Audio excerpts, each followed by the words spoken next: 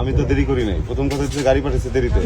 মানুষের call time থাকলে মানুষ উঠে রেডি হয়ে জিজ্ঞেস করে ভাই গাড়িটা কই। ছোট পর্দার আলো ঝলমলে দুনিয়ায় যাদের নাম উঠলেই দর্শকদের কৌতূহল কয়েক গুণ বেড়ে যায়, তারা হলেন জনপ্রিয় অভিনেতা আরশ খান ও অভিনেত্রী সুনেহরা বিনতে কামাল। পর্দায় প্রেম, আবেগ আর টান টান রসায়নে দর্শকদের বারবার মুগ্ধ করা এই জুটি এবার আলোচনায় ভিন্ন কারণে। গুঞ্জন, জল্পনা আর অজানা প্রশ্নের আবরণ ভেদ করে তারা হাজির হলেন দেশীয় জনপ্রিয় এক শোয়ে, যেখানে ক্যামেরার সামনে উঠে এলো তাদের না বলা গল্প, ব্যক্তিগত অনুভূতি আর একে অন্যকে নিয়ে ভাবনার অজানা অধ্যায়।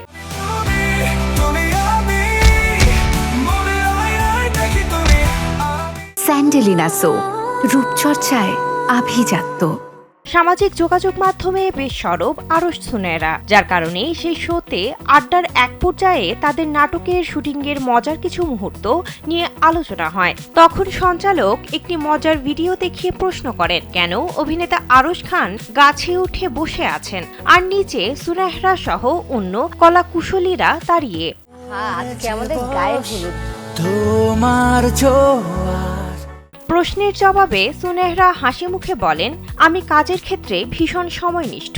আমার সেটে নায়কদের আগেই পৌঁছাতে হয়। আরশকে আগে সতর্ক করেছিলাম, তাও সে 5 মিনিট দেরি করে এসেছিল, তাই ওকে শাস্তি হিসেবে গাছে উঠিয়ে দিয়েছিলাম। কেমন এনজয় করছেন?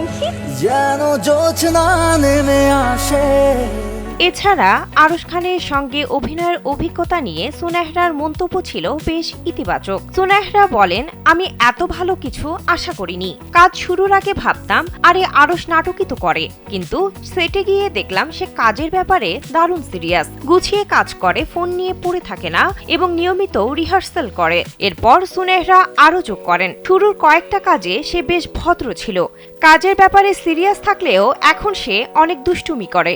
ভালো লাগে বললে ভুল হবে, আমি আপনাকে অনেক ভালোবাসি। দেশের ছোট পর্দার রোমান্টিক জুটি হিসেবেও আরশ সুনেহরা বর্তমানে ভক্তদের পছন্দের শীর্ষে। তবে পর্দার গণ্ডি পেরিয়ে তাদের বাস্তব জীবনের বন্ধুত্ব ও সামাজিক মাধ্যমে নিয়মিত খুনসুটি নতুন এক জল্পনার জন্ম দিয়েছে। ভক্তদের প্রশ্ন, তবে কি পর্দার এই প্রেম বাস্তবেও রূপ নিয়েছে? সামাজিক মাধ্যমে তাদের শেয়ার করা মজার মুহূর্তগুলো যেন সেই গুঞ্জনকেই আরও জোরালো করেছে। মেয়ের মন কি এত সহজে পাওয়া যায় না? গিফট দিতে হয়, ফুল দিতে হয়, আইসক্রিম দিতে হয়।